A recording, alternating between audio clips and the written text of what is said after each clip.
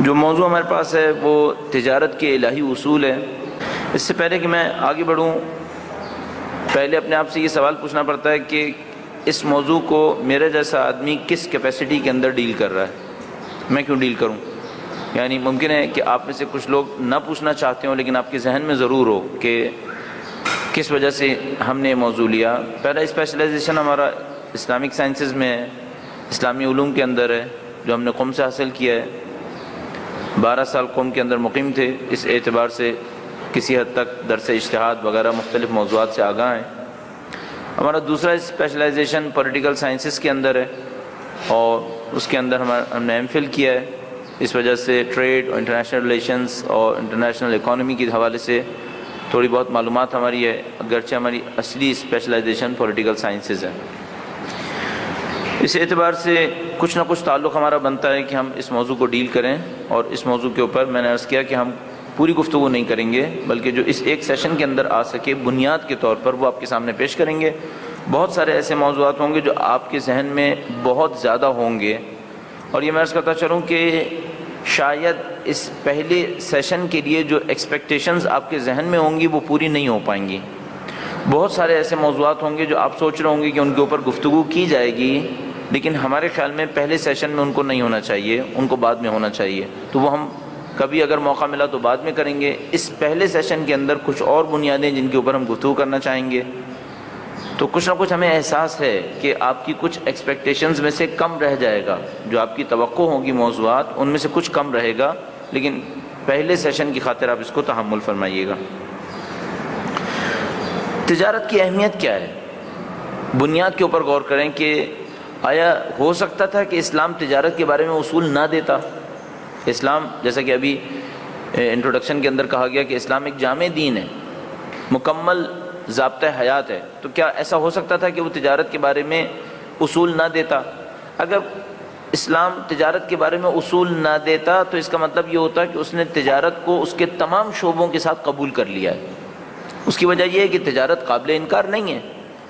اسلام تعلیمات دیتا یا نہ دیتا، لوگ تجارت کرتے یا نہ کرتے، ہر صورت میں تجارت ہونی تھی۔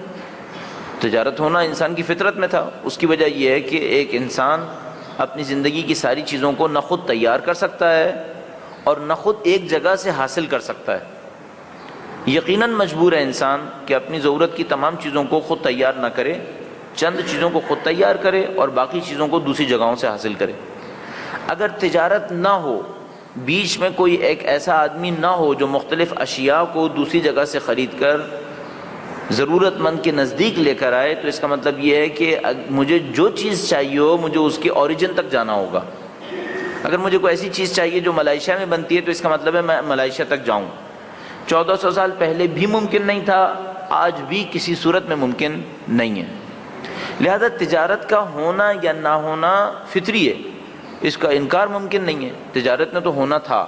بالکل ایسے ہی ہے جیسے ہم یہ کہیں کہ اسلام نے ہمیں نہیں بتایا کہ پانی پینے کے آداب کیا ہیں۔ اصل اسلام پانی پینے کے آداب بتائے یا نہ بتائے، کیا لوگوں نے پانی نہیں پینا تھا؟ لوگوں نے تو پانی پینا تھا، اس کے بغیر تو مر جانا تھا۔ تو تجارت نے تو ہونا ہی تھا، اور تجارت انسان کی فطرت میں شامل تھی۔ نہایت یہ کہ اسلام نے اس کے آداب دے کر اس کو ایک جہت دینے کی کوشش کی ہے کہ تجارت کے اندر کچھ صحیح ہے، کچھ غلط ہے، اور جو غلط ہے اس کو بیان کر دیا، جو صحیح ہے اس کے اوپر اسلام نے تشویق کر دی۔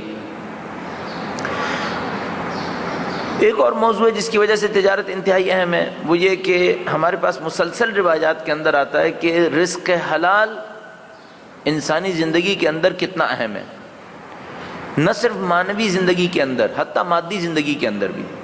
اگر ایک معاشرے کے اندر عادت حرام کے اوپر پڑ جائے، وہ معاشرہ پنپ نہیں سکتا، وہ معاشرہ ترقی نہیں پائے گا۔ مانوی اعتبار سے دیکھیں تو رزق حلال سے بڑھ کر کوئی چیز ممکن نہیں ہے۔ پھر اس کا بہترین ریفرنس جو مجھے سمجھ میں آتا ہے، مختلف روایات موجود ہیں، ہم نے بچپن سے سنی ہے، آپ نے بچپن سے سنی ہے، لیکن اور یہ بھی آپ نے سنا ہوگا یقیناً کہ سید الشہداء نے عاشور کے دن لشکر یزید کے سامنے خطبہ ارشاد فرمایا، اور ایک موقع پر خطبہ میں کہا کہ تم میری بات نہیں سمجھو گے کیونکہ تمہارے شکم کے اندر حرام ہے، کیونکہ تمہارے شکم کے اندر حرام ہے۔ اس سے ہمیں یہ بات سمجھ میں آتی ہے کہ اگر کسی کے شکم میں حرام چلا جائے تو وہ زندہ معصوم کی بات نہیں سن سکتا، سنے گا بھی تو سمجھ نہیں پائے گا، کیونکہ سید الشہداء نے فرمایا کہ تم نہیں سمجھ پاؤ گے۔ اب یہاں سے میں یہ سمجھ پاتا ہوں کہ اگر کسی کے شکم میں خدا نہ کرے حرام چلا گیا، اس کا مطلب ہے پردہ غیبت میں موجود امام کی محبت اس کے دل میں نہیں آئے گی۔ زندہ حاضر معصوم کو دیکھتا ہے سمجھ نہیں پاتا، تو پردہ غیبت میں موجود معصوم امام کی محبت اس کے دل میں کیسے جائے گی جس کے شکم کے اندر حرام پڑا ہوا ہے؟ اس کا مطلب یہ ہے کہ جب امام معصوم تشریف لائیں گے، یہ رزق حرام کھانے والا قطعاً ان کی نصرت نہیں کرے گا، چاہے یہاں پر الاجل کہہ کے اس کی زبان پہ چھالے پڑ جائیں، لیکن اسے نصرت نہیں کرنی۔ اس کی وجہ یہ ہے کہ مولا نے قاعدہ یہ دیا ہے، قانون یہ دیا ہے سید الشہداء نے کہ جس کے شکم میں حرام ہو وہ معصوم کی آواز نہیں سن پائے گا، تو یقیناً بہت بڑی مشکل میں مبتلا ہو جائے گا وہ شخص کہ جو حرام میں مبتلا ہوگا۔ اس اعتبار سے انتہائی اہم بن جاتا ہے کہ تجارت کے اوپر غور کیا جائے۔ البتہ حلال کمانا تجارت اور غیر تجارت دونوں کے اندر ہے، لیکن ہمارے پاس پھر روایت موجود ہے، فرمایا خدا نے رزق حلال 10 مقامات پہ رکھا، 9 تجارت کے اندر۔ اس کا مطلب یہ ہے کہ اسی اعتبار سے سوچیں، اس کا مطلب ہے تجارت میں حرام کا امکان بھی بہت زیادہ ہے، اور میں اس کے اوپر روایت آپ کی خدمت میں عرض کروں گا۔ بس تجارت کی ضرورت ناقابل انکار ہے، تجارت کی اہمیت ناقابل انکار ہے، رزق حلال کی اہمیت ناقابل انکار ہے۔ چند روایات کے ذریعے سے اس کی مزید تشریح کرتے ہیں تاکہ انشاءاللہ ان روایات سے تبرک حاصل ہو سکے۔ درود بھیجے گا محمد و آل محمد، صلی علی محمد و آل محمد۔ اچھا، یہ چند جملات بھی آپ کی خدمت میں عرض کرتا چلوں کہ چونکہ ہم نے ماحول جان بوجھ کر اس کو لیکچر کی صورت میں رکھا ہے، ہم اس میں انٹرسٹ جنریٹ کرنے والا کوئی کام نہیں کریں گے۔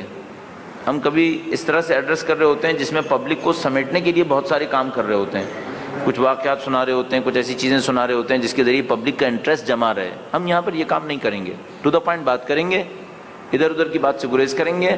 البتہ دوسری جگہوں پہ بھی کم کرتے ہیں، لیکن اگر وہاں پر کچھ کرتے بھی ہوں یہاں پر کچھ نہیں کرنے کا ارادہ، لہذا آپ اپنے ذہن کو پوری طاقت اور توانائی کے ساتھ یہیں پہ رکھیے گا اور انشاءاللہ فائدہ ہوگا ہم سب کو۔ روایت میں ارشاد فرمایا التجارت مزید فی العقل، فرمایا تجارت عقل میں اضافے کا سبب ہے، جو تجارت کرے گا اس کی عقل میں اضافہ ہوگا۔ البتہ یہ تشریح بعد میں کرنی پڑے گی کہ کون سی تجارت عقل میں اضافے کا سبب بنے گی۔ تعرضوا التجارات، فرمایا تجارات میں شامل ہو جاؤ، فإن لکم فیہا غنی عما فی ایدی الناس، کیونکہ اگر تم تجارات کی طرف جاؤ گے تو جو لوگوں کے پاس ہے اس سے بے نیاز ہو جاؤ گے، خدا تمہیں بے نیاز کر دے گا۔ تعرضوا التجارات، تجارات میں جاؤ تاکہ تم جو لوگوں کے پاس ہے اس سے بے نیاز ہو جاؤ۔ ایک روایت کے اندر امام معصوم نے لوگوں کی کیٹیگری کی ہے، یہ روایت قابل تشریح ہے، ابھی ہم اس کی تشریح نہیں کریں گے، اب آپ اس کو صرف سماعت فرمائیے، کسی اور موقع کے اوپر اس کی تشریح کریں گے۔ فرمایا من الناس من رزقہ فی التجارہ ومنہم من رزقہ فی الصیف ومنہم من رزقہ فی لسانہ، فرمایا کچھ لوگ انسانوں میں سے ایسے ہیں جن کا رزق تجارت میں ہے، کچھ ایسے ہیں جن کا رزق شمشیر میں ہے، اور کچھ ایسے ہیں جن کا رزق ان کی زبان میں ہے۔ یہ 3 کیٹیگریز ہیں، میں نے صرف اشارتاً عرض کیا ہے، یعنی اس کا مطلب اس روایت سے میں بتانا چاہ رہا ہوں اب یہ بھی نہیں ہے کہ سبھی لوگ تجارت کریں، واجب ہو گیا ہے، نہیں، یہ روایت کہہ رہی ہے کہ تجارت عقل میں اضافے کا سبب ہے، تجارت کرو تاکہ بے نیاز ہو جاؤ، لیکن خود امام معصوم قبول فرما رہے ہیں کہ انسانوں کی کیٹیگریز ہیں، کچھ لوگوں کو تجارت کے لیے ہے کہ وہ تجارت کی طرف جائیں گے، انہیں فائدہ بھی ہوگا، ہر آدمی کو تجارت میں جانے کی ضرورت نہیں ہے۔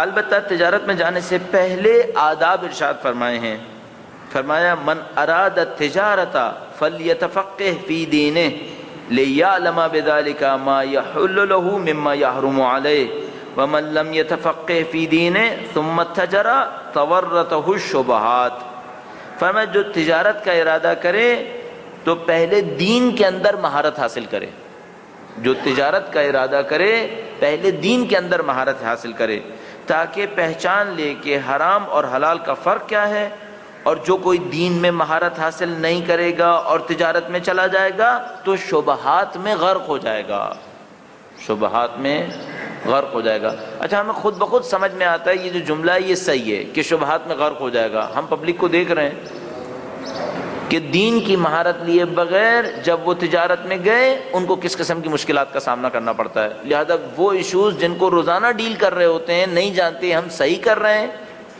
یا ہم غلط کر رہے ہیں۔ تورطہ الشبہات، شبہات کے اندر وہ غرق ہو جائے گا۔ اب یہاں تک آتے آتے کچھ سوال آپ کے ذہن میں ہیں جو آپ چاہتے ہیں فوراً جواب دیے جائیں، جو ہم بھی احساس کر رہے ہیں کہ آپ کے ذہن میں ہیں، لیکن ہم آپ کی اجازت سے تھوڑی سی شاید ناپسندیدگی بھی ہو جائے لیکن فی الحال ان کا جواب نہیں دیں گے۔ مثال کے طور پر بہت کامنلی لوگوں کے ذہن میں ہے اسٹاک ایکسچینج کا بزنس کیسا ہے، اس کے احکام کیا ہیں۔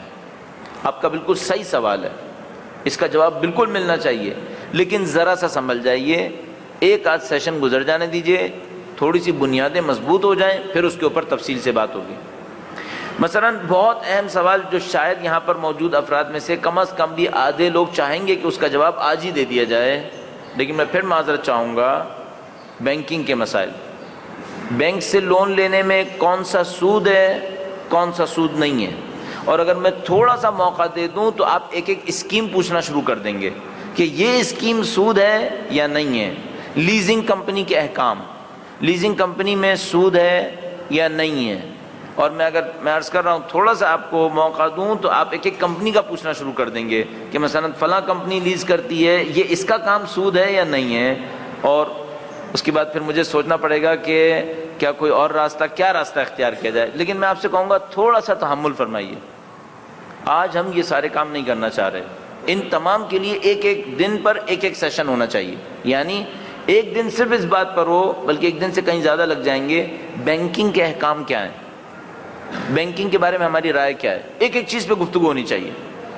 قرض لینا ہے، قرض دینا ہے، ایل سیز، فلاں فلوں، یہ تمام چیزیں اس کے اندر ڈسکشن میں آنی چاہیے، ہونا ہے یا نہیں ہونا ہے۔ اسٹاک کے احکامات، مثلا آپ اسٹاک کے اندر دسیوں قسم کا بزنسز دیکھ رہے ہیں، ایک ایک کے اوپر گفتگو ہونی چاہیے، جائز ہے، جائز نہیں ہے۔ دسیوں قسم کی انویسٹمنٹس ہیں ہمارے ملک کے اندر، مثلا آپ کے پاس فرض فرمائیے پی ایل ایس اکاؤنٹ ہے، آپ کے پاس فکسڈ اکاؤنٹس ہیں، آپ کے پاس ڈیفنس سیونگ سرٹیفکیٹس ہیں، آپ کے پاس پرائز بانڈز ہیں، دسیوں قسم کی انویسٹمنٹس ہیں ہمارے ملک کے اندر، جو فائنینشیل انویسٹمنٹس ہیں، جو ٹریڈ اور بزنس کی انویسٹمنٹس ہیں وہ تو ظاہر ہیں ہی، فائنینشیل انویسٹمنٹس بھی دسیوں قسم کی ہیں، ہر ایک کا اپنا حکم ہے، کس کو جائز قرار دیا جاتا ہے شریعت کے اندر، کس کو جائز قرار نہیں دیا جاتا۔ میں آپ سے عرض کر رہا ہوں یہ سب کا سب ہونا چاہیے، لیکن تھوڑا سا تحمل فرمائیے، آج کے دن کچھ اور باتیں ہونی چاہیے۔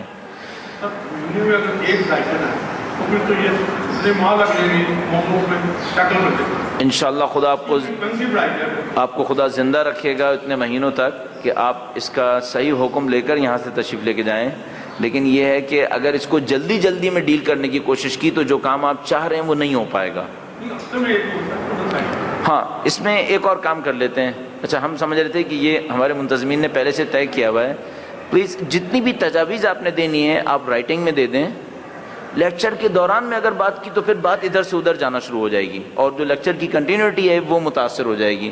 تو جگہ آپ کی ہے، مکمل آزادی آپ کے اختیار میں ہے، لیکن 45 منٹ گزر جانے کے بعد 45 منٹس کے بعد آپ پیپر کے اوپر جو تحریر فرمانا چاہتے ہیں تحریر فرمائیے، آپ منتظم کو دے دیں ہمارے شیخ عمران صاحب، اور انشاءاللہ وہ کویسچنز میں سے جو ہم جواب دے سکتے ہیں مغرب سے پہلے پہلے اس کا جواب دیں گے، اور جو نہیں بھی ہو پایا تو یہ کنٹینیوس سیشنز رہیں گے۔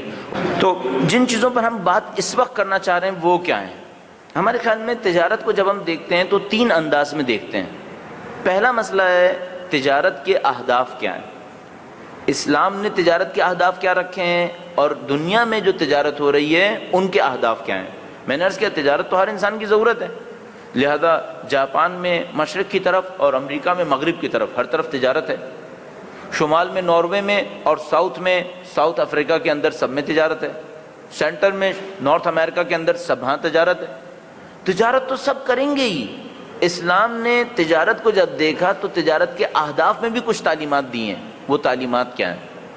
بس پہلی بحث جو ہمارے خیال میں ہونی چاہیے، تجارت کا ہدف کیا ہونا چاہیے، دوسری بات تجارت کے آداب کیا ہونے چاہیے۔ ایک ہوتے ہیں تجارت کے احکام، مثال کے طور پر تجارت کا جو سب سے بڑا حکم ہمارے پاس موجود ہے وہ یہ ہے کہ آپ سود تجارت کے اندر نہیں آنے دیں گے، آپ اپنے بزنس کے اندر سود نہیں آنے دیں گے. یہ ہمارے خیال میں تجارت کا حکم ہے. ایک تجارت کے آداب ہیں. آداب کیا ہیں تجارت کے؟ بس تین لیول میں تجارت کے لیے بحث ہونی چاہیے. پہلی بات، تجارت کے اہداف کیا ہیں، اسلام نے تجارت کیوں رکھی ہے، کس مقصد کو حاصل کرنے کے لیے رکھی ہے. اس میں اور جو مغربی ممالک کے اندر تجارت ہو رہی ہے ان دونوں کے اندر فرق کیا ہے. دوسری بات، تجارت کے آداب کیا ہیں. آپ تجارت کرنے جائیں، آداب کیا ہیں، کن ایتھکس کو اسلام تجارت کے اندر ضروری قرار دیتا ہے کہ ان کو آپ کو فالو کرنا چاہیے. پھر تیسرا مسئلہ ہے تجارت کے احکام کیا ہیں، جس کے اندر میں نے عرض کیا سود کا معاملہ ہے، انویسٹمنٹس کا معاملہ ہے، مختلف قسم کے ٹریڈز اور بزنسز کا معاملہ ہے کہ ان کو کس طرح سے دیکھا جائے. ہم سب سے پہلے شروع کریں گے تجارت کے اہداف سے کہ دین اسلام نے تجارت کے اہداف کیا قرار دیے ہیں. اب یہاں پر ایک نظریاتی گفتگو ہے، تھوڑا سا اس میں ساتھ دیجیے گا تحمل کے ساتھ، تو انشاءاللہ یہ جو اہداف کی بحث ہے اس کو ہم اچھے طریقے سے سولو کر پائیں. ایک بار پھر درود بھیجے گا محمد و آل محمد صلی اللہ علیہ محمد. اسلام ایک جامع مکمل ضابطۂ حیات ہے. یہ جملہ آپ نے دسیوں دفعہ سنا ہے، عالم سے لے کر جاہل تک سب سے یہ جملہ سنا ہوا ہے. اس کا مطلب کیا ہے؟ اس کا مطلب یہ ہے کہ اسلام میں زندگی کے ایک شعبے کے لیے ہدایت نہیں ہے، پوری زندگی کے لیے ہدایت ہے. پوری زندگی کو ایک راستے پر چلانے کی کوشش کی گئی ہے. دیکھیے جامع ضابطۂ حیات کا مطلب کیا ہوتا ہے. ایک دفعہ آپ ایک ڈاکٹر کے پاس جاتے ہیں، علاج کرواتے ہیں، چونکہ مثال کے طور پر دل میں کوئی پرابلم آ رہی ہے، کوئی بیماری آ رہی ہے، آپ ہارٹ کے اسپیشلسٹ کے پاس جاتے ہیں، اس سے علاج شروع کرواتے ہیں. خدا نہ کرے اسی زمانے میں یہ جو مریض ہے اس کو کڈنی کی پرابلم بھی آ گئی، کڈنی کے اسپیشلسٹ کے پاس بھی گیا، علاج کروانا شروع کیا. فرض کر لیتے ہیں بدقسمتی سے کوئی اور تیسری بیماری بھی آ گئی، آنکھوں کی کوئی بیماری بھی آ گئی، تو وہ آئی اسپیشلسٹ کے پاس بھی جاتا ہے، اپنا علاج کرانا شروع کر دیتا ہے. سوال یہ ہے کیا یہ تین مختلف لائنز میں علاج کرواتا ہے یا کہ نہیں؟ بہرحال دوا تو ایک ہی انسان نے کھانی ہے، تو تینوں کو ایک ساتھ رکھتے ہوئے اس کو علاج کروانا ہوتا ہے. ایک طریقہ کار یہ ہوتا ہے کہ ہم کہیں کہ نہیں، کڈنی علیحدہ ہے، ہارٹ علیحدہ ہے، آئیز علیحدہ ہیں، تین اسپیشلسٹ تین علیحدہ راستوں میں علاج ہوگا.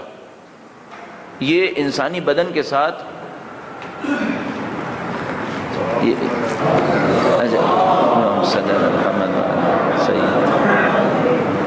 یہ نہیں معلوم ان تین میں سے کس کے علاج کے لیے آیا اس وقت. ماحول کے علاج کے لیے آیا. ٹھیک ہے، تھوڑا تو پہلے آ جاتا، زیادہ بار دیر آئے درست آئے، ہم اس کا استقبال کرتے ہیں. ٹھیک ہے جناب. تو ایک طریقہ کار یہ ہے کہ آپ تین چینلز میں علاج کروائیں، کڈنی کا علیحدہ، ہارٹ کا علیحدہ، آئز کا علیحدہ. ایک دفعہ آپ یہ کہتے ہیں نہیں بھائی میں ایک انسان ہوں، ٹھیک ہے میرے تین آرگنز ہیں، تین اعضاء ہیں، لیکن انسان تو ایک ہی ہوں، تو مجھے تینوں کے علاج کو کوآرڈینیٹ کرنا پڑے گا. اسلام وہ دین ہے جو انسان کو ایک پیس دیکھتا ہے، سب چیزوں کو ایک ہدف میں کوآرڈینیٹ کر دیتا ہے.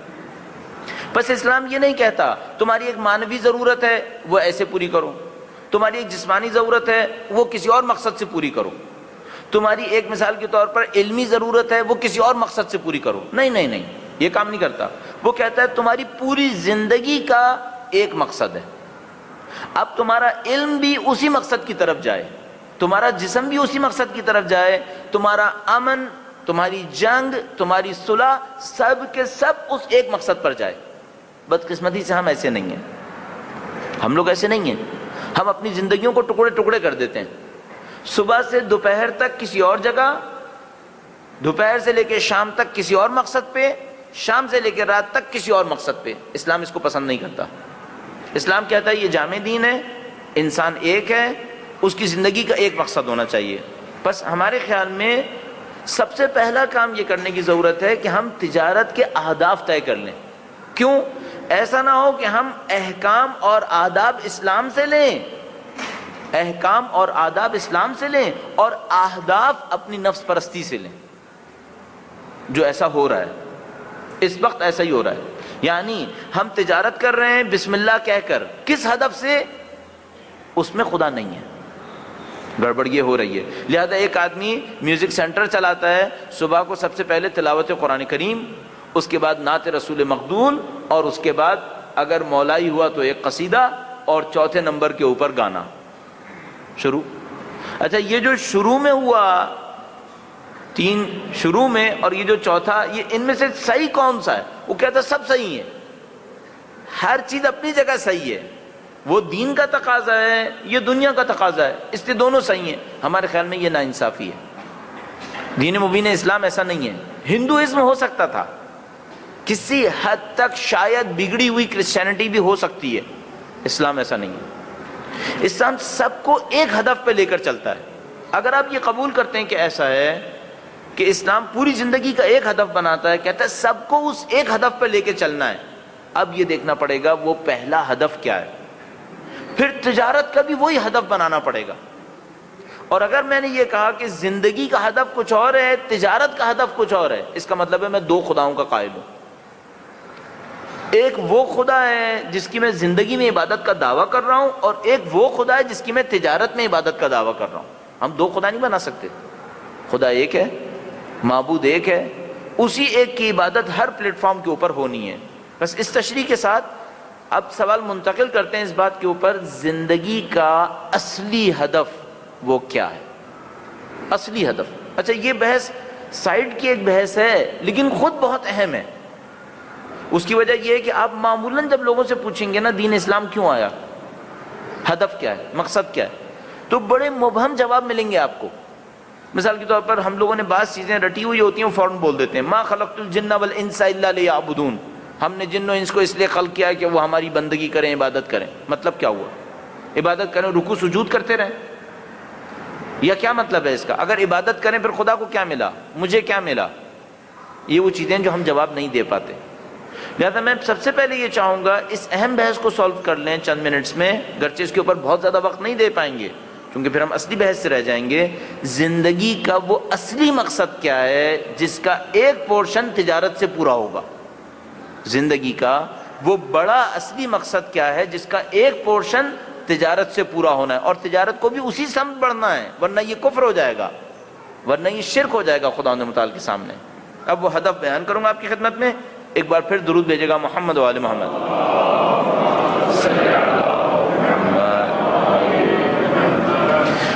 اب ذہن کی تمرین کی خاطر، کیا زندگی کا اصلی مقصد تجارت ہے؟ خدا نے انسانوں کو پیدا کیا تاکہ وہ تجارت کریں، یہ ہے؟ آپ اور میں فوراً سمجھ جائیں گے تجارت مقصد نہیں ہے، تجارت وسیلہ ہے، مقصد تجارت نہیں ہے. کیوں؟ کچھ انبیاء ہمارے پاس ہیں جنہوں نے تجارت نہیں کی، کچھ ائمہ اطہار علیہ السلام ہمارے پاس ہیں جنہوں نے تجارت نہیں کی. اگر زندگی کا مقصد ہی تجارت ہوتا تو سب تجارت کرتے پھر، اور نہیں ہے ایسا.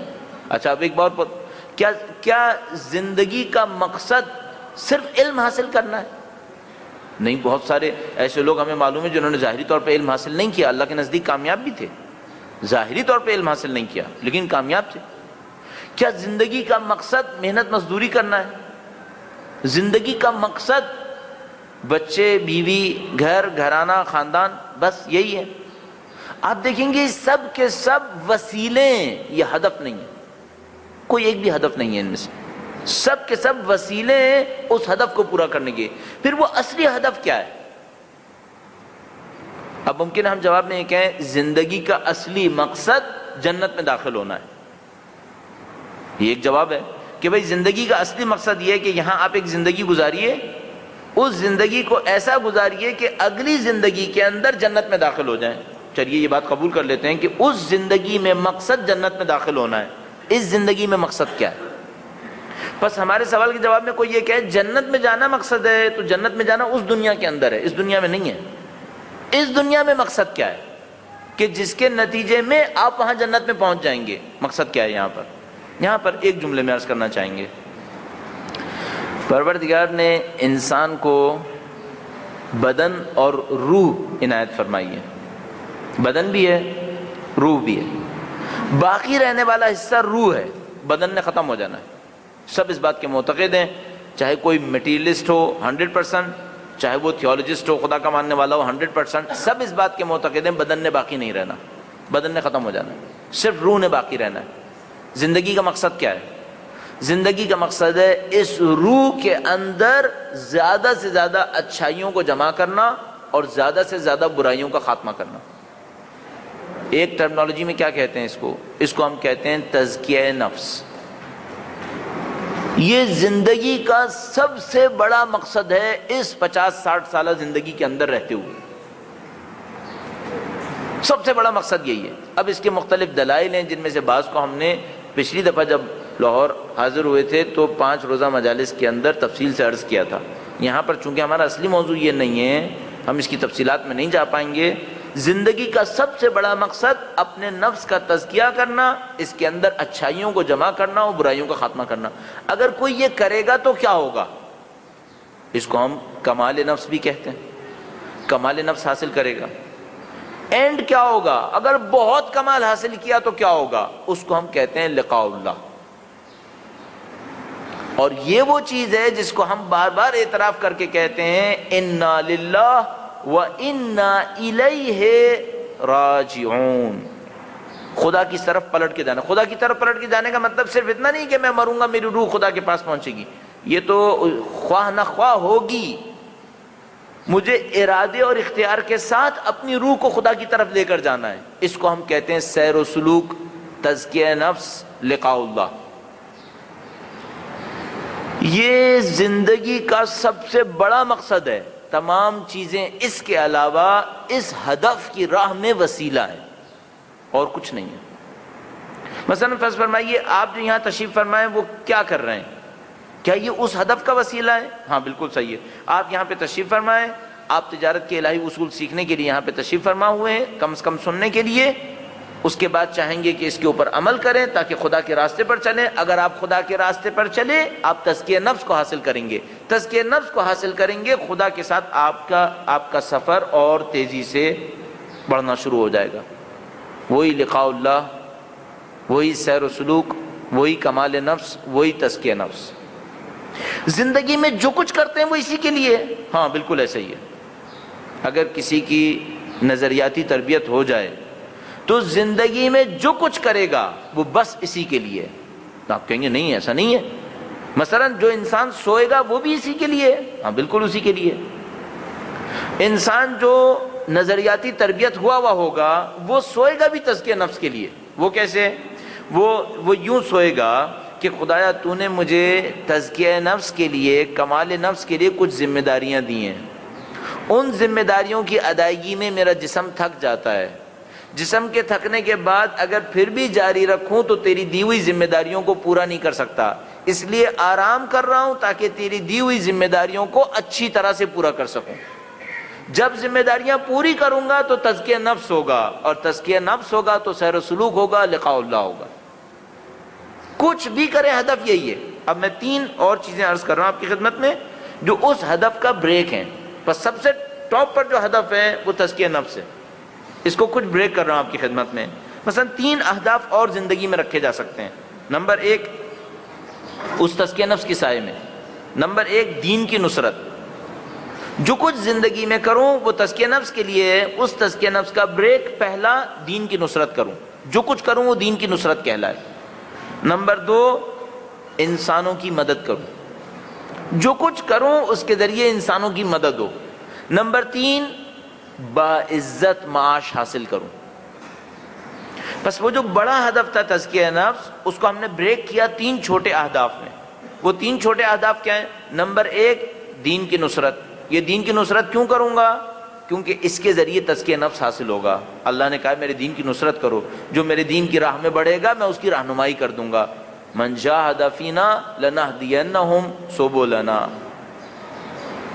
بس یہ بھی تزکیہ نفس کے لیے۔ بس میں اگر دین کی نصرت کروں تو کیوں کروں؟ تاکہ تزکیہ نفس میں اضافہ ہو۔ بس ایک بات آپ بہت آسانی سے سمجھ جائیے، اگر میں تقریروں پہ تقریریں کیے جا رہا ہوں اور میرے نفس کے تزکیے میں کوئی مدد نہیں ہو رہی، اس کا مطلب ہے میں شیطان کے راستے میں بڑھ رہا ہوں۔ اگر آپ کسی انسان کو دیکھ رہے ہیں جس کی دینی فعالیت بہت زیادہ ہے اور روحانی فعالیت ہے ہی نہیں، نفس کے تزکیے میں کوئی قدم نہیں بڑھا رہا، آپ سمجھ جائیں یہ خدا کے راستے میں نہیں جا رہا ہے، شیطان کے راستے میں جا رہا ہے۔ کیوں؟ اللہ نے ایسا رکھا ہے کہ جب بھی کوئی کسی کام کو صحیح انجام دے گا اس کے نفس کا تزکیہ خود بخود بڑھے گا۔ خدا نے دو ہدف نہیں رکھے ہیں زندگی کے، خدا نے ایک ہی ہدف رکھا ہے. تمام اطاعتوں کے نتیجے میں وہ پہلا ہدف حاصل ہوگا. بس دین کی نصرت کروں گا، تزکیہ نفس ہوگا، خدا کی طرف بڑھوں گا. دوسرا ہدف تھا انسانوں کی مدد. انسانوں کی مدد بھی زندگی کا ہدف ہے. مظلوم انسان ہیں، ضرورت مند ہیں، حاجت مند ہیں، ان کی میں مدد کروں گا. کیوں مدد کروں گا؟ ان کی فلاح و بہبود کے لیے محنت کروں گا. کیوں؟ خدا نے کہا ہے کہ یہ کام کرو. رسول خدا نے فرمایا خیر الناس من ينفع الناس، بہترین انسان وہ ہے جو انسانوں کو فائدہ پہنچائے گا. بس میں اللہ کے رسول کے کہے پر عمل کروں گا، انسانوں کی مدد کروں گا، چونکہ اس کے ذریعے تزکیہ نفس حاصل ہوتا ہے. بس ایک بات ذہن میں رکھیے گا، اگر آپ ہر مہینے 500 خاندانوں کی مدد کریں اور آپ کے نفس کے تزکیے میں کوئی ترقی نہیں ہو رہی، سمجھ جائیں اس کا کوئی فائدہ نہیں ہو رہا ہے، اس کا کچھ اور نتیجہ نکل رہا ہے، اللہ کے لیے نہیں ہو رہا. اس کو ہمیشہ ذہن میں رکھیے گا. ہدف اعلیٰ تزکیہ نفس ہے، باقی سب وسیلے ہیں. تیسرا کیا تھا؟ کسب معاش. میرے اوپر خدا نے واجب رکھا ہے کہ میں ہاتھ نہ پھیلاؤں، اپنے لیے باعزت روزگار کا بندوبست کروں. باعزت روزگار کروں کیوں؟ تاکہ خدا کی اطاعت کروں. خدا کی اطاعت کروں گا تو کیا ہوگا؟ تزکیہ نفس ہوگا. خدا کی اطاعت کروں گا، اس کی فرما برداری میں آگے بڑھوں گا، اس کے ذریعے میرا تزکیہ نفس ہوگا، خدا سے میرا قرب بڑھ جائے گا. اسی کو ہم قربتاً اللہ بھی کہتے ہیں. یہی قربتاً اللہ ہے. بس آپ تمام اچھے کام کر رہے ہوں اور تزکیہ نفس میں ترقی نہ ہو، سمجھ جائیں کوئی گڑبڑ ہو رہی ہے، کوئی کام ہے جو صحیح نہیں ہو رہا. اب آئیے زندگی کے اس مسئلے کی طرف، کسب معاش کی طرف. ہم نے عرض کیا کسب معاش کا مطلب بھی اس ایک ہدف کی طرف بڑھنا ہے، یعنی تزکیہ نفس کی طرف. بس میں اور آپ کیا کریں؟ صبح کو نکلیں اپنے گھروں سے، اپنی تجارت، اپنی ملازمت، مختلف جگہوں پر پہنچیں، شام تک وقت گزاریں. یہ ہم نے وقت کیوں گزارا ہے؟ کسب معاش کے لیے. کسب معاش ہوگا تو کیا ہدف ہے پھر؟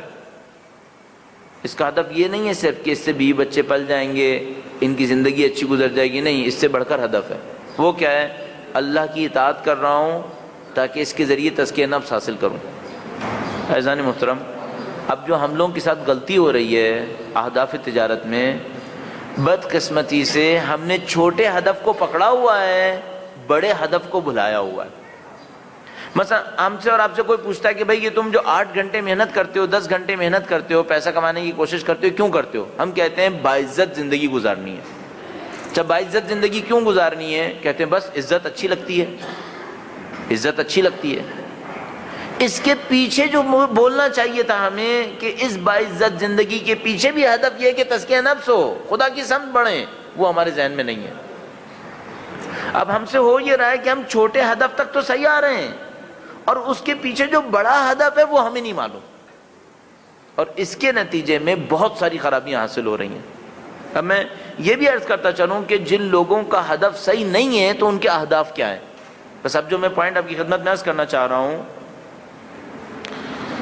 آپ شاید احساس نہیں کر پا رہے ہوں گے کہ میرے لیے کتنا سخت گزر رہا ہے کہ لوگ بار بار اندر آ رہے ہیں. ٹھیک ہے، لیکن یہ روٹین ہے، اس لیے میں اس کو برداشت کرنے میں مجبور ہوں کہ یہاں پر روٹین یہ ہے. ہم لوگ کراچی میں کچھ سیشنز کرتے تھے تو اس میں تمام لوگوں کی مخالفتوں کو جھیل کر یہ دستور رکھا تھا کہ ایک دفعہ اسپیچ شروع ہوئی دروازے بند، اب جس نے آنا ہے وہ آ جائے. اگر ہم یہاں پہ کرتے تو آدھے لوگ باہر ہوتے. نہ صرف یہ کہ وہ آج باہر ہوتے بلکہ ہمیشہ کے لیے قسم کھا لیتے کہ یہ اتنے مغرور لوگ ہیں، ہم آئندہ آئیں گے بھی نہیں. ٹھیک ہے، تو ہمارے منتظم مجبور تھے کہ نہیں، یہ اجازت دیں کہ بھائی جو جس نے ٹائم پر بھی آ رہا ہے آتا چلا جائے. لیکن آپ اپنے آپ کو آرگنائز کرنے کی کوشش فرمائیے. آپ کو تو ماشاءاللہ اب تقریباً یقین ہو گیا کہ آپ کے منتظمین وقت پر کام کرنے والے لوگ ہیں، یہ وقت پر کام کرنا چاہتے ہیں. تو آپ بھی اپنے آپ کو آرگنائز کیجئے تاکہ آپ بھی انشاءاللہ منظم طریقے سے اپنے کام کو انجام دے سکیں. خدا انشاءاللہ اس کی توفیق ہم سب کو عنایت فرمائے. درود بھیجے گا محمد و آل محمد.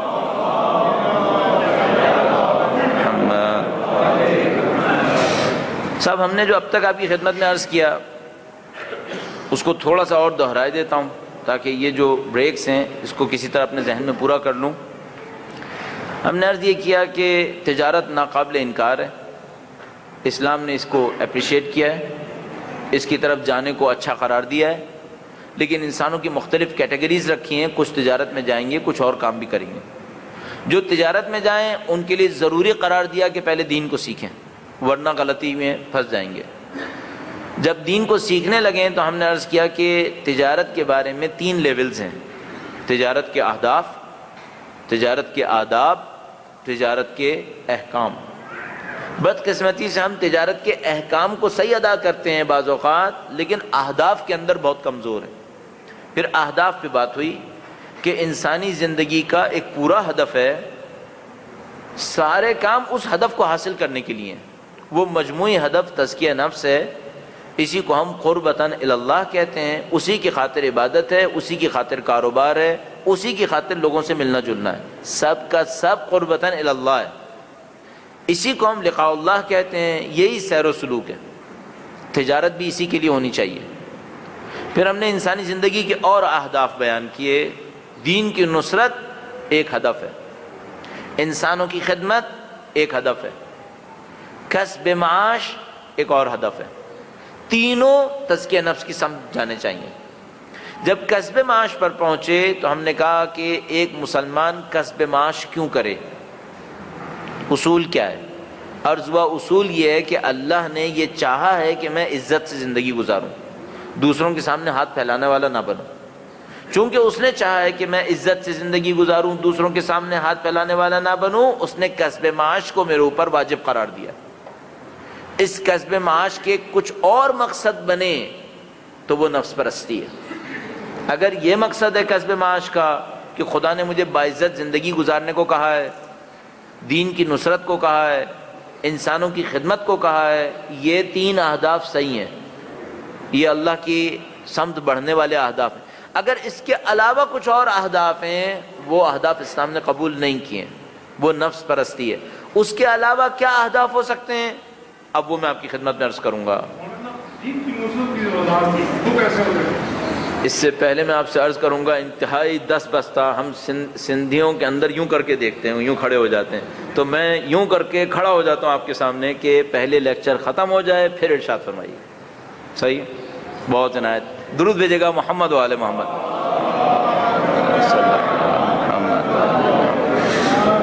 تو عرض ہوا کہ یہ اس میں گڑبڑ ہو جاتی ہے۔ ہاں، عرض ہوا کہ کسب معاش کے ایک تو خدائی ہدف ہے۔ خدائی ہدف یہ ہے کہ کسب معاش کرو، عزت حاصل کرو۔ اب آپ کے سامنے بھی ہاتھ جوڑیں آگے کے لیے لیکچر کے بعد پر۔ صحیح، کسب معاش کا ایک الہی ہدف ہے،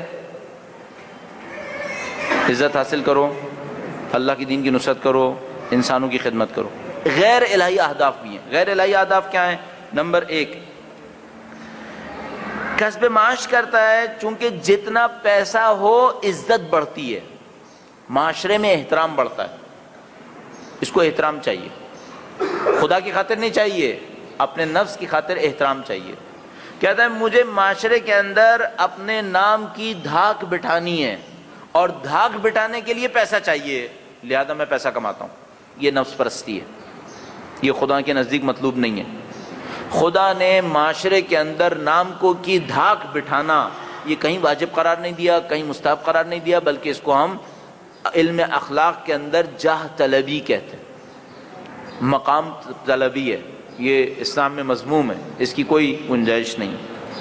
ایک آدمی کہتا ہے مجھے کسب معاش کرنا ہے، پیسہ کمانا ہے، چونکہ زیادہ پیسہ مجھے اچھا لگتا ہے، میں چاہتا ہوں میرے پاس bank balance, huge bank balance ہو۔ یہ اسلام کے اندر اس کی مذمت ہے، اس کو کہتے ہیں زر پرستی، دولت کی پسند، سب کا سب مذموم ہے۔ ایک آدمی کہتا ہے مجھے دولت چاہیے چونکہ میری کچھ خواہشات ایسی ہیں جو صرف دولت سے پوری ہو سکتی ہیں، اور مجھے وہ خواہشات بہت عزیز ہیں، اس لیے مجھے دولت چاہیے۔ یہ اسلام کے اندر پسندیدہ نہیں ہے، اس کو ہم کہتے ہیں ہوس پرستی، شہوت پرستی، یہ بھی اسلام میں قبول نہیں ہے۔ جو قبول ہے وہ کیا ہے؟ قبول یہ ہے کہ آپ کی زندگی کی کچھ ضرورتیں ہیں، وہ ضرورتیں حلال طریقے سے لوگوں کے سامنے ہاتھ پھیلائے بغیر پوری ہونی ہے، اس خاطر کسب معاش کرنا اس کی اسلام میں فضیلت ہے۔ اس کو کہا الکاد لعیالہ کالجاہد فی سبیل اللہ، اپنے اہل و عیال کے لیے مشقت کرنے والا اللہ کی راہ میں شمشیر چلانے والے کے برابر ہے، اس کو قبول کیا۔ بس کسب معاش کے 3 شیطانی اہداف ہیں، جاہ پرستی، زر پرستی، شہوت پرستی، یہ اسلام نے قبول نہیں کیے۔ جو اسلام نے قبول کیا ہے وہ عزت نفس ہے، دین اور انسانوں کی خدمت کرنا۔ اب ان کے اوپر کبھی کبھی اور بھی عرض کرتا چلوں گا۔ لہذا ہمارے ہاں عرفاء میں جو اللہ سے نزدیک رہے ہیں ان میں کچھ لوگ ایسے بھی ہیں جن کے پاس بالکل مال و دولت میں سے کچھ نہیں تھا، اور کچھ ایسے بھی ہیں جن کے پاس مال و دولت میں سے ٹھیک ٹھاک تھا، دونوں خدا کے نزدیک پہنچے۔ مثلا ہمارے پاس کچھ عرصے پہلے وفات پانے والے عارف ہیں رجب علی خیاط نام کر کے، درزی تھے، درزی کا کام کر کے اپنے روزگار چلاتے تھے، عزت حلال کسب کرتے تھے، بہترین عرفاء میں سے، پائے کے عرفاء میں سے، اور درزی تھے۔ ہمارے پاس اسی طرح شخصیت ہے آیت اللہ شاہ آبادی کی۔ آیت اللہ شاہ آبادی ایک مولوی ہیں، مولوی ہونے کے ناطے جو روٹین میں زندگی ہے اس کو گزارتے ہیں، عارف بزرگوار ہیں۔ امام خمینی جب ان کا نام لیتے ہیں تو ہمیشہ آگے لکھتے ہیں عارف کامل، آیت اللہ شاہ آبادی۔ اسی طرح ہمارے پاس عارف موجود ہے جو بہت بڑا تاجر بھی ہے، عالم بھی ہے، عارف بھی ہے اور تاجر بھی ہے، آیت اللہ فیض کاشانی، جن کے نام پر مدرسہ فیضیہ قم کے اندر بنا ہوا ہے۔ تاجر بھی ہیں، عالم بھی ہیں، عارف بھی ہیں۔ ہمارے پاس عالم بھی ہے، عارف بھی ہے، فلسفی بھی ہے، تاجر بھی ہے۔ ان کا نام ہے محمد حسین اصفہانی، ایک بہت بڑی کمپنی کے مالک تھے، اس خاطر عربی میں ان کے نام کے آگے کمپانی لگا ہوا ہے، محمد حسین اصفہانی یا محمد حسین کمپانی کہتے ہیں ان کو۔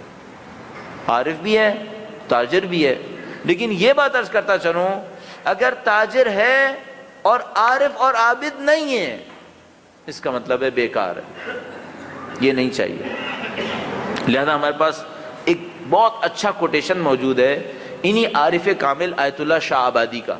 آیت اللہ شاہ آبادی امام خمینی کے اساتذہ میں 2 استاد علم عرفان کے اندر بہت نامور ہیں، ایک آیت اللہ مرزا جواد ملکی تبریزی اور ایک آیت اللہ شاہ آبادی۔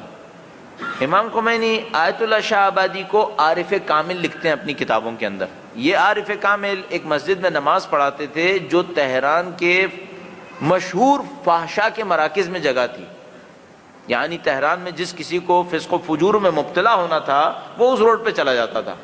وہاں پر ایک مسجد تھی، اس میں یہ نماز پڑھاتے تھے اور جناب واعظ و نصیحت بھی فرماتے تھے، مقدس ان کے نزدیک جمع ہو جایا کرتے تھے۔ ایک دن تاجروں کا ایک گروہ ان کے پاس آیا اور کہنے لگا کہ آغا آپ اتنا مانوی کمالات کی باتیں کرتے ہیں، آپ لوگ عالم لوگ ہیں اس لیے کر سکتے ہیں، ہم لوگ تاجر لوگ ہیں، ہم لوگ کہاں سے کریں گے مانوی مقامات اور سیر و سلوک۔ کہا تم مجھ سے 3 چیزوں کا وعدہ کرو، 6 مہینے بعد آنا میرے پاس، میں تمہیں مقامات کا راستہ بتا دوں گا۔ مقامات کا مطلب کیا ہے؟ مانوی ترقی۔ کہا 3 چیزوں کا وعدہ کرو، نہ میں شاہ آبادی ہوں، نہ آپ کے اندر شاید اتنی تڑپ ہو مانوی مقامات کے لیے، لیکن واقعہ بیان کرنے کی خاطر وہ 3 چیزیں آپ کی خدمت میں عرض کیے دیتا ہوں۔ درود بھیجے گا محمد و آل محمد۔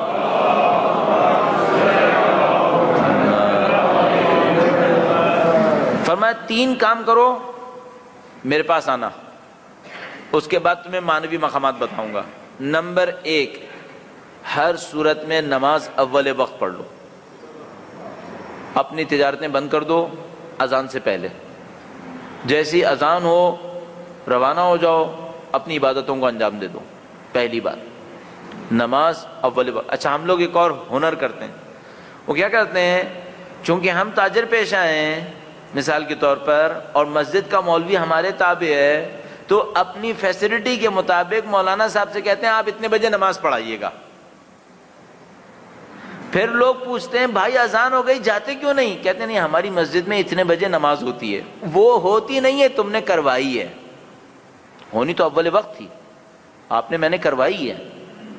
یہ غلط کام ہے، صحیح کام نہیں ہے، نماز کو اول وقت ہونا چاہیے۔ جو بھی شرعی اول وقت ہے اس پہ نماز ہونی چاہیے۔ مولانا صاحب کو آگے پیچھے مت کیجئے، اپنے کام کو آگے پیچھے کیجئے۔ اول وقت نماز پڑھنے کا مطلب یہ نہیں ہے کہ میں ٹائم نکالنے کے بعد جیسے ہی فارغ ہوا سب سے پہلے پڑھوں گا، نہیں، فراغت بنائیے، اول وقت کا مطلب یہ ہے، یہ میں نے اس لیے عرض کیا کہ اگر کہیں پر یہ 2 نمبر کام ہو رہا ہو تو اس کی کریکشن جو ہے وہ کی جا سکے۔ دوسری بات فرمائی حقوق شرعیہ ادا کر دو، شرعی جتنی ذمہ داری ہیں مالی غیر مالی ادا کر دو۔ کسی کے ماں باپ موجود ہیں، اس سے لڑے بیٹھے ہیں، ان سے صلح کر لو۔ کسی کا پیسہ غصب کیا ہوا ہے، واپس کر دو۔ کسی کے ساتھ کوئی ستم کیا ہوا ہے، اس ستم کا جبران کرو۔ جتنی بھی شرعی ذمہ داریاں ہیں ادا کر دو۔ اور تیسری بات، آپ کا بزنس ٹھپ نہ ہو جائے کہیں، وہ یہ کہ کم از کم منافع کے اوپر کاروبار کرو، کم از کم منافع پہ کاروبار کرو۔ فرمایا تم یہ 3 کام کر لو، میں معنوی مقامات کا راستہ تمہیں بتا دوں گا۔ بس 3 کام میں دہرائے دیتا ہوں۔ نمبر 1، اول وقت نماز پڑھو۔ نمبر 2، شرعی ذمہ داریوں کو انجام دے دو۔ نمبر 3، منافع میں کم از کم کے اوپر قانع ہو جاؤ۔ ٹھیک ہے؟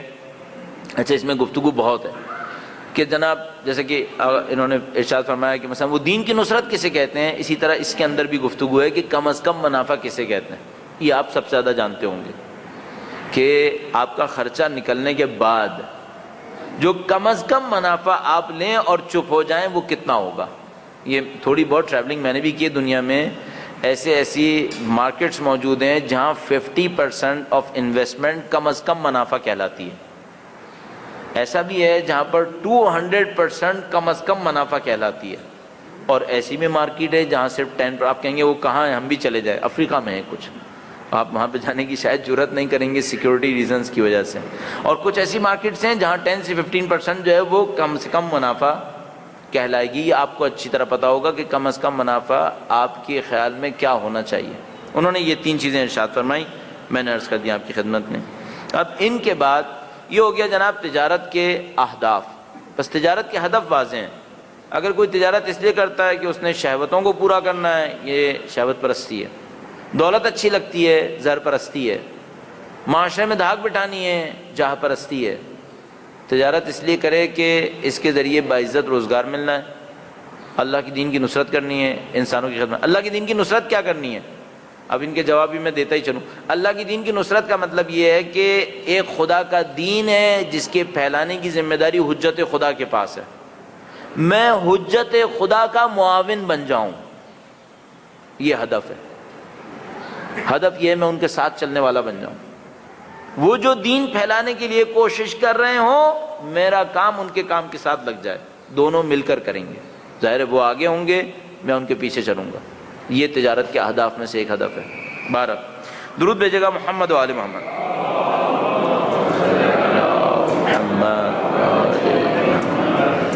اب 2 اصول تجارت بھی آپ کی خدمت میں عرض کرتا چلوں۔ پہلا اصل تجارت وہ یہ ہے کہ رزق صرف خدا کے ہاتھ میں ہے اور کسی کے ہاتھ میں نہیں۔ جیسے ہی میں نے یہ کہا، لوگوں نے کہا ہوگا یہ کون سی نئی بات ہے؟ وہ معتقد ہیں رزق بس اللہ کے ہاتھ میں ہے، واقعاً معتقد ہیں۔ انصاف سے اپنے آپ سے پوچھے گا، ہم لوگ واقعاً معتقد ہیں رزق بس اللہ کے ہاتھ میں ہے؟ اگر واقعاً ایسا ہے تو امیدیں دوسروں سے کیوں لگاتے ہیں؟ پھر کیوں یہ سمجھنے لگتے ہیں اگر فلاں آدمی ناراض ہو گیا تو میرا تو کام ختم ہو گیا؟ کیوں اس طرح سمجھا ہے؟ ابھی تو خود کہتے ہیں رزق خدا کے ہاتھ میں ہے۔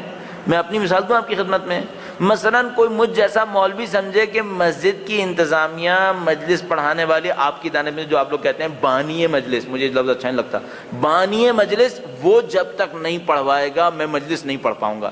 شرک ہے یہ کون ہوتا ہے پڑھوانے والا؟ نہ چاہے تو کیا خدا نہیں کروائے گا؟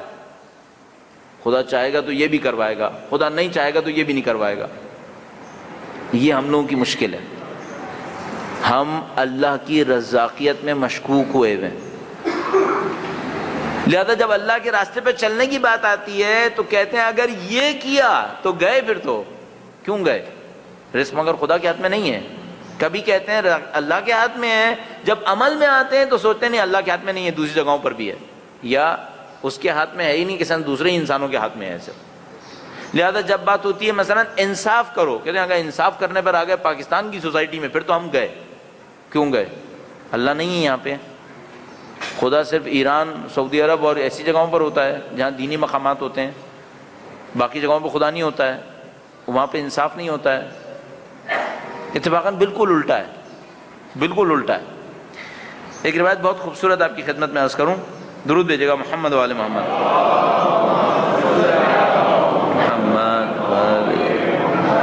یہ روایت میں نے اپنی زندگی میں پہلی دفعہ آج ہی دیکھی ہے. فرمایا، مولا امیر المومنین نے جملہ ارشاد فرمایا، آپ جانتے ہیں بعض چیزوں کی بازار عربی میں کہتے ہیں کاسد ہے، یعنی ڈاؤن ہوا ہوا ہے. ڈاؤن ہوا ہوا ہے بازار، اس کا مطلب کیا ہے؟ یہ چیز سستی مل جائے گی. کسی چیز کا بازار ڈاؤن ہوا ہوا ہو، مثلا ریئل اسٹیٹ کا بازار اس وقت بہت گرم ہے، مہنگا ملے گی. ڈاؤن ہو جائے تو سستی مل جاتی ہے. ٹھیک ہے، اگر کسی کو انویسٹمنٹ کرنی ہے تو کب خریدے؟ جب اپ ہو یا ڈاؤن ہو. نیچرلی جب ڈاؤن ہوگا تو خریدے. ٹھیک ہے، امیر المومنین نے یہ فرمایا. فرمایا بضاعۃ الآخرۃ کاسدۃ، فرمایا آخرت کی جنس اس وقت ڈاؤن ہوئی بھی ہے. لوگ نہیں مانگ رہے، لوگ آخرت کی جنس نہیں مانگ رہے، اس کی طلب ڈاؤن ہو گئی ہے. سب لوگ کس کی طلب کر رہے ہیں؟ دنیا کی. فرمایا بضاعۃ الآخرۃ کاسدۃ، اس وقت آخرت کی جنس ڈاؤن ہو گئی ہے. فاستکثروا منها فی آوان کسادها، تو جب یہ ڈاؤن ہے تم اس کو زیادہ سے زیادہ حاصل کر لو. اس وقت ڈاؤن ہے نا، اس وقت دوسرے لوگ نہیں جا رہے آخرت پر، میں جاؤں یا نہیں جاؤں؟ فرمانے تم جب چیزیں بازار گرا ہوا ہوتا ہے تو خریدنا شروع کر دیتے ہو. اس وقت آخرت خرید لو. کیوں؟ اس وقت اس کی طلب گر گئی ہے. اچھا کب طلب بڑھے گی؟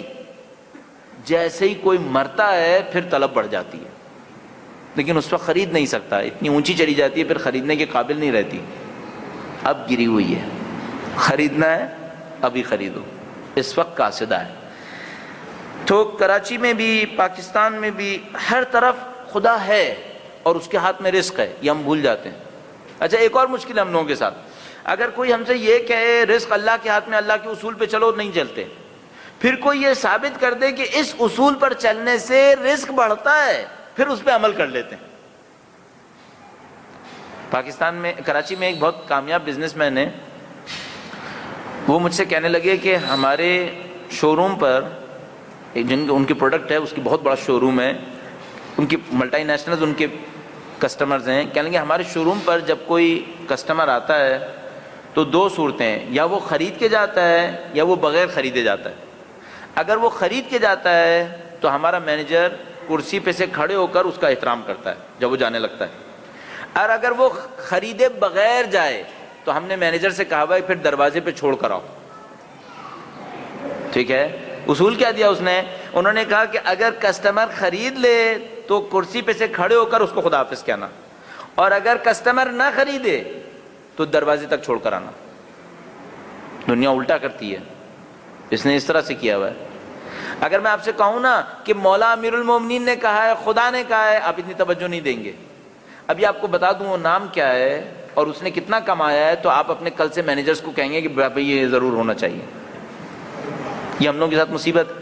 دبئی میں ایک دفعہ میں بیٹھا ہوا تھا، کچھ جوان بیٹھے ہوئے تھے، ان کے سامنے کہہ رہا تھا دیکھو بیٹا جھوٹ مت بولو، سچ بولو، خدا تمہیں عزت دے گا. مال دے یا نہ دے اس کی پرواہ نہیں کرو، عزت دے گا. وہاں کچھ سیلز مین بیٹھے ہوئے تھے. دبئی کے مال میں کمپٹیشن اتنا ہائی ہے، وہاں پہ سیلز مین بیٹھے تھے، کہنے لگے مولانا صاحب اگر آپ کی بات پہ عمل کیا نا تو پھر یہاں سے تو ہمارا کام ختم ہو گیا، یہاں سے تو واپس گئے. پھر وہاں پر جو ہمارا میزبان تھا وہ کہنے لگا کہ میں بھی کچھ بولوں. میں نے کہا ہاں بول لو. کہنے لگا میں تم لوگوں کو گارنٹی سے کہہ رہا ہوں، میں نے دبئی کے ماحول میں صرف ایمانداری سے کمایا ہے اور اپنی جگہ بنائی ہے. اسٹرانگ بزنس مین ہے. پاکستان کی ایکسپورٹ ٹرافی اس کو ہر سال ملتی ہے، ہر پریزیڈنٹ کی دی ہوئی ٹرافی اس نے اپنی دکان پہ لگائی ہوئی ہے. میں نے کہا وہ کیسے؟ کہنے لگا کہ میں جوڑیا بازار کراچی میں ہوتا تھا، وہاں پر مسالے بیچتا تھا. دبئی آیا، یہاں پر میں نے مسالے امپورٹ کرنا شروع کیے. جو بیگ آتا تھا 40 کے بیگ میں 38 kg سے زیادہ نہیں ہوتا تھا. اچھا دبئی والوں کو بھی پتا تھا کہ پاکستان سے جو بیگ آئے گا وہ 40 نہیں ہوگا، 38 ہی ہوگا. اس سے بھی کم ہو سکتا ہے، زیادہ سے زیادہ ہوگا تو 38 ہوگا. کہنے کا جب میں وہاں پہنچا، میں نے مارکیٹ میں بیچنا شروع کیا. میں نے اپنے مینیجر سے کہا کہ دیکھو بیگ میں 37 ہو یا 36 ہو، مجھے 40 چاہیے. بیگ کھولو، 2 کلو اور ڈال دو، ایکسٹرا بیگ منگواؤ، آرڈر سے زیادہ منگواؤ، تاکہ وہ بیگز میں جو کم ہے وہ پورا کر دو، پرائس وہی رکھو جو ہم نے رکھی تھی۔ پوری دبئی کے اندر اس کو مارکیٹ کیپچر کرنے میں مشکل سے 4 سال لگے، اس وقت دبئی کے بڑے ٹریڈرز میں سے۔ جب اس نے یہ بات کہی تو ہمارے بزنس مین دوستوں کو فوراً بات سمجھ میں آئی کہ ہاں یار سچ بولنا چاہیے، معاملہ چل سکتا ہے اس کا مطلب۔ اگر خدا کہہ رہا تھا سچ بولو، نہیں سمجھ میں آتی، اور اگر کوئی بزنس مین، اچھا اس کا مطلب اس کو اس اصول پر عمل کرنے کا ثواب نہیں ملے گا، زیادہ سے زیادہ اس کا پیسہ مل جائے گا۔ کیوں؟ اس نے اللہ کی خاطر عمل نہیں کیا ہے، اس نے کمانے کی خاطر عمل کیا۔ ہم لوگ کے ساتھ ایسا ہی ہے، ہمیں یقین نہیں ہے خدا کے اوپر، اس کی رزاقیت پہ یقین نہیں ہے۔ اگر رزاقیت پہ یقین ہوتا تو جو خدا کہتے بس وہی کرتے، ہمیں اس پہ یقین نہیں ہے۔ ہاں اگر کوئی اصول پتہ چل جائے، بزنس کے کوئی ٹرک پتہ چل جائے، اس پہ ضرور عمل کرتے ہیں کہ ٹھیک ہے فلورش کرے گا، پیسہ بڑھے گا۔ یہ پہلا اصول ہے، ہمیشہ اپنے ذہن میں رکھیں رزق خدا کے ہاتھ میں، اس کو اہمیت دیجیے۔ دوسرا اصول، رزق اور روزگار کا تعلق صرف مادیات سے نہیں ہے، رزق اور روزگار میں معنویات کی حکومت مادیات سے زیادہ ہے۔ آپ سب لوگ صدقہ دیتے ہوں گے، کیوں؟ کچھ نہیں، عبادت کی خاطر نہ بھی ہو تو اس خاطر کہ دکان کی برکت بڑھے گی۔ پہلے یہ بتاتا چلوں کہ اس کا ثواب اتنا نہیں رہے گا جو صرف خدا کی خاطر کر رہا ہوگا۔ کریں گے بھلائی آپ کی، صدقہ دیں گے، مصیبتیں ٹلیں گی، ساری باتیں صحیح ہیں، لیکن اس سے بڑھ کر روزگار کے مسائل ہیں۔ روزگار کے مسائل صرف اتنے نہیں ہیں، میں جیسا بھی ہوں اگر کچھ صدقہ دیتا رہوں گا پیسہ آتا رہے گا، اصل وہ پیسہ آنا بھی رزق کاؤنٹ نہیں ہوگا۔ پھر ہمیں بہت اچھی طرح سوچنا چاہیے، رزق از ایکول ٹو پیسہ ہرگز نہیں ہے۔ پیسہ فرعون کے پاس بھی تھا، پیسہ وہ آج کی بل گیٹس کے پاس بھی ہے۔ فارچون 100 کے اندر جو لسٹ چھپتی ہے 100 سب سے زیادہ مالداروں کی، ان میں پہلا مسلمان آتے آتے بہت ٹائم چاہیے۔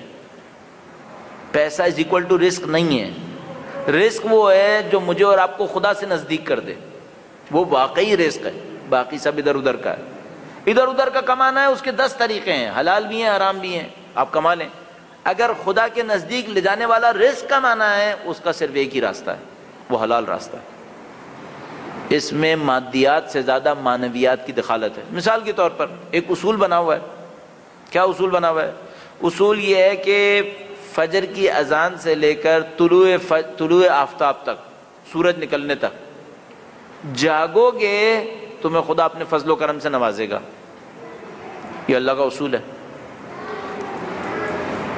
فجر کی اذان سے لے کر سورج نکلنے تک جاگو، خدا اپنے فضل و کرم سے نوازے گا۔ سو جاؤ ممکن ہے پھر بھی دولت مند بن جاؤ، اللہ کا فضل و کرم نہیں ہے، پھر کچھ اور چیز ہے یہ۔ اور میں نے عرض کیا، پھر آپ کہنا نہیں جس کے، ایک تو یہ ہمارے یہاں پتہ نہیں کہاں سے رائج ہو گیا کہ جس کے پاس بھی پیسہ ہے وہ ھذا من فضل ربی ہے۔ نہیں، ھذا من فضل ربی کا مطلب ہے یہ میرے پروردگار کے فضل و کرم سے ہے، ہرگز ایسا نہیں ہے۔ جس کسی کے پاس بھی پیسہ ہے فضل ربی، کہاں ہے ایسا؟ قارون کے پاس اتنا پیسہ تھا، فضل ربی تھا۔ فضل ربی ہوتا تو زمین میں کیوں گھس گیا؟ پھر وہ پیسہ فضل ربی ہے جو آپ کو خدا سے نزدیک لے جائے۔ اس کے علاوہ میں پیسہ کماؤں، اس سے اپنی زندگی میں عیاشیاں بکھیرتا رہوں، دنیا کے سامنے شو بازیاں کرتا رہوں اور اپنی طاقت بٹھاتا رہوں لوگوں کے سامنے، یہ فضل ربی ہے؟ یہ فضل ربی نہیں ہے، یہ عذاب ربی ہے۔ کیوں؟ ایسے کام کا سبب بن رہا ہے جس میں عذاب آنا ہے۔ اب شو بازی کر رہا ہوں، میں شو بازی کروں اپنی دولت سے، عذاب نہیں آنا اس کے اوپر، عذاب آنا ہے۔ تو یہ اپنے ذہن سے یہ جو مصنوعی چیزیں بن گئی ہیں فضل ربی اور یہ سب نکال دیجئے۔ رزق وہ ہے جو خدا سے نزدیک لے کر جائے، رزق وہ ہے جو مجھے اور آپ کو خدا سے نزدیک لے کر جائے۔ درود بھیجے گا محمد و آل محمد۔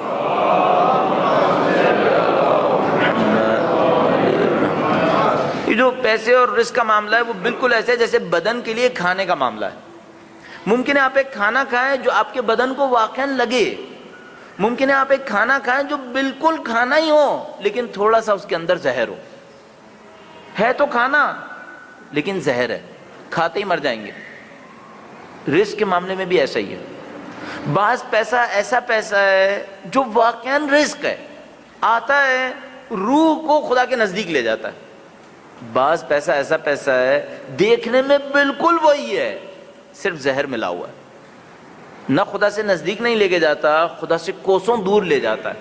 ہم اس گڑبڑ میں مبتلا نہ ہو جائیں کہ جتنا بھی پیسہ آ رہا ہے سمجھ رہے ہیں فضل ربی ہے۔ نہیں بابا، ایسا نہیں ہے، یہ خدا سے دور لے جانے والا بھی بہت زیادہ ہے، ورنہ قارون نہیں بنتے انسان۔ اور یہ بھی میں آپ کی خدمت میں عرض کرتا چلوں کہ جو خداوند متعال نے قارون کی مثال دی ہے وہ اس لیے دی ہے کہ دیکھو ایک پہلے ایسا تھا جس کو ہم نے پیسہ دیا تھا تو نبی کا دشمن بن گیا تھا، تم ایسے نہیں بن جانا کہ تم بھی دین خدا کے دشمن بن جاؤ۔ تو وہ قارون کی مثال دے کر یہ نہیں کہہ رہا کہ یہ 4000 سال پہلے آیا تھا، 3000 سال پہلے آ گیا مر کھپ گیا، نہیں، وہ کہہ رہا ہے تم قارون نہ بننا۔ کیوں؟ ہر دور میں قارون ہوتے ہیں، ہر دور میں قارون ہوتے ہیں۔ ایک قارون ہم نے بتایا ہے، باقی قارون خود پہچاننے کی کوشش کرو، یہ خداوند متعال کا قانون۔ بہرحال یہ میں نے اب تک جو آپ کی خدمت میں کیا وہ کچھ اہداف تجارت پہ بات ہوئی، 2 بنیادی اصول آپ کی خدمت میں عرض کیے۔ اب میں کچھ آداب تجارت آپ کی خدمت میں عرض کروں۔ پتہ نہیں مغرب کی نماز کا وقت کتنا ہے؟ صرف 5 منٹ باقی، 10 منٹ، 2-3 منٹس کے اندر کچھ آداب آپ کی خدمت میں عرض کرتا ہوں۔ روایت کی صورت میں یہ ریکارڈ ہو جائے گا، اچھا ہے، تاکہ اگر کبھی خدا نہ کرے آپ کا دل چاہے کہ دوبارہ اس کو دیکھیں تو وہ ریکارڈڈ میں سے آپ وہ روایتیں پڑھ لیجئے گا۔ اور سوال کے لیے پھر ہم اس طرح سے کر سکتے ہیں کہ آپ سوالات جو کچھ آپ نے لکھے ہیں وہ فوراً جمع کروا لیجئے، سمن جمع کروا لیجئے، تاکہ ہم جتنی جلدی ہو سکے بعد میں ان میں سے کچھ کو کور کر لیں گے اگلے سیشن کی۔ چلیے میرا کام آسان ہو گیا، سوالات بعد میں ہوں گے انشاءاللہ۔ ابھی رائے لی ہے، انشاءاللہ اگلے سیشن میں آپ کے سوالات کے جوابات دے دیے جائیں گے اگر کسی نے لکھا ہے۔ چند آداب آپ کی خدمت میں عرض کروں گا، ایک بار پھر درود بھیجے گا محمد و آل محمد، صلی اللہ علی محمد و آل محمد۔ اب میں صرف روایات آپ کی خدمت میں عرض کر رہا ہوں، تبصرہ نہیں کر پائیں گے وقت کی کمی کی وجہ سے۔ رسول اکرم نے ارشاد فرمایا من باع واشترى فلیجتنب 5 خصال وإلا فلا یبین ولا یشترین۔ فرمایا جو کوئی بھی خریدے بیچے 5 چیزوں سے بچے، ورنہ نہ خریدے نہ بیچے، یعنی پھر ورنہ پھر دکان بند کرے گھر جائے۔ 5 چیزوں سے بچے ورنہ بند کرے گھر چلا جائے۔ وہ 5 چیزیں کیا ہیں؟ نمبر 1 ربا، سود سے بچے۔ اچھا اب آپ کہیں گے یہ سب ڈسکشن یہاں سے شروع ہوگا، سود کہتے کسے ہیں؟ میں نے عرض کیا یہ آپ کی بات بالکل صحیح ہے، ویلڈ ہے، ان کے اوپر ایک سیشن میں بات ہونی چاہیے سود کسے کہتے ہیں، لیکن میں ابھی صرف بنیاد کو سولو کرنا چاہ رہا تھا، اس لیے آج کا دن لگا ہے، بعد میں ان تمام پہ گفتگو ہوگی۔ فرمایا 5 چیزوں سے بچے، نمبر 1 سود، نمبر 2 قسم کھانے سے۔ فرمایا قسمیں نہیں کھائے، مال بیچنے کے لیے بار بار واللہ خدا کی قسم، یہ فرمایا نہیں، یہ کام نہ کرے، حلف نہیں کرے۔ نمبر 3 جو عربی ہے وہ الربا والحلف وکتمان العیب، برائی چھپاتا ہے، فرمایا یہ نہ کرے۔ یعنی ایک دفعہ کیا ہوتا ہے، ایک دفعہ کوئی پرچی بھی لگاتا ہے تاکہ اس کے نیچے جو کٹا ہوا ہے وہ چھپ جائے، کتمان العیب، یہ نہ کرے، جرم ہے یہ۔ والحمد اذا باع والذم اذا اشترى، چوتھی بات جب بیچتا ہے تعریفیں کرتا ہے، جب خریدتا ہے مذمت کرتا ہے، فرمایا یہ کام نہ کرے۔ سمپل۔ اگر کسی کو کہیں گے یہ نہ کرے تو وہ کہے گا پھر میں بیچوں گا کیسے، ٹھیک ہے۔ اور رسول فرما رہے ہیں اگر یہ کرنا ہے تو پھر تالا لگاؤ، گھر جاؤ، نہ خریدو نہ بیچو۔ اب یہاں پہ جو ایمان کا معاملہ ہے وہ یہاں پہ آتا ہے۔ اگر کہتے ہیں کہ رزاق خدا ہے، اس کا مطلب ہے ان اصولوں پر عمل کرنے سے رزق بڑھنا ہے۔ ان کے حوالہ جات بھی میرے پاس موجود ہیں، ضرورت پڑی تو دے دوں گا۔ ایک اور روایت کے اندر امیر المومنین نے کسی مجبور انسان سے خریدنے سے منع کیا ہے۔ یعنی کیا مطلب، کوئی انسان مجبور ہو گیا ہے، مصیبتوں میں پڑا ہے، مارکیٹ سے کہیں کم قیمت کے اوپر چیزیں بیچنے پہ مجبور ہو گیا ہے، فرمایا اس سے مت خریدو، یہ مجبوری میں مبتلا ہے۔ اگر خریدنا ہے تو کس طرح خریدو؟ مارکیٹ ریٹ پہ خریدو، اس کی مجبوری سے فائدہ مت اٹھاؤ۔ ہم لوگ تلاش کرتے ہیں کوئی ہے جو ڈوب رہا ہو، کوئی ہے، یقین فرمائی روایت کیا ہے، روایت رسول گرامی نے فرمائی، اس پہ غور فرمائیے گا خوب۔ فرمایا ایک زمانہ ایسا آئے گا انسان بھیڑیے بن جائیں گے، اور جو بھیڑیا نہیں ہوگا اسے دوسرے بھیڑیے کھا لیں گے۔ جو بھیڑیا نہیں ہوا اسے دوسرے بھیڑیے کھا جائیں گے۔ بھیڑیوں کی صفت کیا ہوتی ہے؟ اگر بھیڑیا جتھا لے کے جاتے ہیں، 10 بھیڑیے ہوتے ہیں، دشمن پہ حملہ کرتے ہیں، اگر دشمن کسی ایک بھیڑیے کو زخمی کر دے تو 9 اس کو کھا لیتے ہیں جو زخمی ہو گیا ہے، پھر دشمن کو بلا دیتے ہیں، اسے کھا لیتے ہیں جو زخمی ہوا ہے۔ ہم بزنس کمیونٹی میں بھی یہی دیکھتے ہیں، ایک کوئی بزنس مین ذرا کمزور پڑ جائے، خاص کر اسٹاک مارکیٹ کے اندر، ذرا سا باقیوں کو نظر آ جائے کہ اس نے کوئی رسکی انویسٹمنٹ کی ہوئی ہے، سب مل کر جتھا ماریں گے اس کے اوپر، سارا اس کو ڈبو دیں گے۔ بھیڑیے ہو گئے ہم لوگ، یہ ہو گیا ہم لوگوں کے ساتھ۔ بہرحال اقالۃ النادم، ایک اور روایت ہے ہمارے پاس، ایک اور ٹائٹل ہے اس کے تحت بہت ساری روایتیں ہیں. وہ کیا ہے؟ اگر کوئی کسی بزنس پر کچھ خریدا ہے، پشیمان ہو گیا ہے، واپس آتا ہے، کہتا ہے مجھ سے واپس لے لو. فرمایا جو اس طرح پشیمان ہونے سے والے سے واپس لے لے، خدا اس کو جنت دے گا، خدا جنت دے گا. میرا اپنا تجربہ ہے. قم کے اندر ایک دکاندار تھا، کپڑے بیچتا تھا. اس کی دکان پہ لگا ہوا، میں نے اپنی آنکھوں سے دیکھا، لکھا ہوا تھا کٹا ہوا کپڑا بھی واپس لیا جائے گا، کٹا ہوا کپڑا بھی واپس لیا جائے گا. میں نے کہا بھائی پھر بچے گا کیا؟ کہنے لگا نہیں، مجھے اطمینان ہے، روایت نے کہا ہے جو واپس دینے والے سے واپس لے لے ہم اسے جنت دیں گے. مجھے جنت چاہیے، بزنس نہیں چاہیے. جرابچی اس کا ٹائٹل تھا، نام اس کی فیملی تھا جرابچی. تئی معلوم زندہ ہے، مرحوم ہو گیا. بہت عجیب آدمی تھا. دکان پہ لکھا ہوا تھا، میں نے اس سے ابا کا کپڑا لیا، قبا کا کپڑا لیا. درزی کے پاس لے کے گیا، کپڑے کے اندر گرہیں پڑی ہوئی تھیں. درزی بہت متقی پرہیزگار، درزی بھی بڑا اچھا تھا. مجھ سے کہنے لگا کس سے لیا؟ میں نے کہا جرابچی سے. کہنے لگا جاؤ فوراً واپس کراؤ. میں نے کہا واپس لے گا؟ کہنے لگا تم جرابچی کو نہیں جانتے. میں گیا واپس دکان پہ تو میں نے دکھا ہوا دیکھا، میں نے اس کو دیا. مجھ سے بہت معذرت کی. کہنے لگا کہ ہم سے بہت غلطی ہوئی ہے. پھر اپنے ایک دکاندار اس کو نوکر کو بلایا. کہنے لگا یہ بتاؤ یہ تھان کس نے یہاں پہ رکھا ہے؟ اس نے اپنی دکان کے اوپر کیٹیگریز بنائی ہوئی ہیں، 1 نمبر کی یہاں ہیں، 2nd کوالٹی کے یہاں ہے. بول کے کہتا ہے یہ 2nd کوالٹی ہے، اس کے اتنے پیسے ہوں گے. کہنے لگا کس بیوقوف نے یہاں پہ رکھ دیا. اس کو ڈانٹا، اس کو کیا کیا تم نے، ہٹاؤ یہاں سے سارا. تو وہ کہہ رہا تھا کٹ بھی جاتا نا. میں نے اس سے کہا بھی کٹا نہیں ہے. کہنے لگا آپ دیکھیں پیچھے لکھا ہوا ہے، کاٹ بھی دیتا تو ہم واپس لے لیتے. ہم نے دیکھا ایک دفعہ ایک کارپیٹ لیا تھا، اس کے ساتھ بھی یہی ہوا تھا، وہ بھی دکاندار نے واپس لے لیا تھا. پھر مجھ سے بزنس نہیں کیجیے گا، میں چیزیں واپس لانے کا ماہر ہوں. تیسرا فرمایا کہ تھوڑا سا بیلنس میں سامنے والے کو زیادہ دے دو، زیادہ دے دو. ام المومنین کی روایت موجود ہے، بازار میں جا رہے تھے، ایک کنیز ایک قصاب سے گوشت لے رہی تھی. گوشت لینے والے نے گوشت دیا بیلنس بالکل. اس کنیز نے کہا مجھے تھوڑا سا زیادہ دے دو. ام المومنین نے سنا، فرمایا اس دکاندار سے زدھا فإنہ اعظم للبرکہ. فرمایا اے دکاندار اس کو تھوڑا سا زیادہ دے دے، یہ تیری برکت کے لیے سب سے اچھا کام ہے، اس کو تھوڑا سا زیادہ دے دے. ہم کب سیکھیں گے؟ اس کے بعد فرمایا سیکھے میں پہلے سے ہی، میں تو دوبارہ سے ایسے بول رہا ہوں، ٹھیک ہے. اور زیادہ کرنے کے لیے بہت بات کہی. اس کے بعد فرمایا لا یکون الوفا حتی یمیل المیزان. فرمایا تم کبھی بھی اللہ کی کہی ہوئی بات کو پورا نہیں کر پاؤ گے جب تک کہ تمہارے خریدار کا ترازو بھاری نہ ہو. بیلنس بھی کرو گے تو تم نے غلط کام کیا ہے. خریدار کا ترازو بھاری ہونا چاہیے. اس کے بعد فرمایا صدقہ دو. فرمایا یا معاشر التجار ان الشیطان والاثم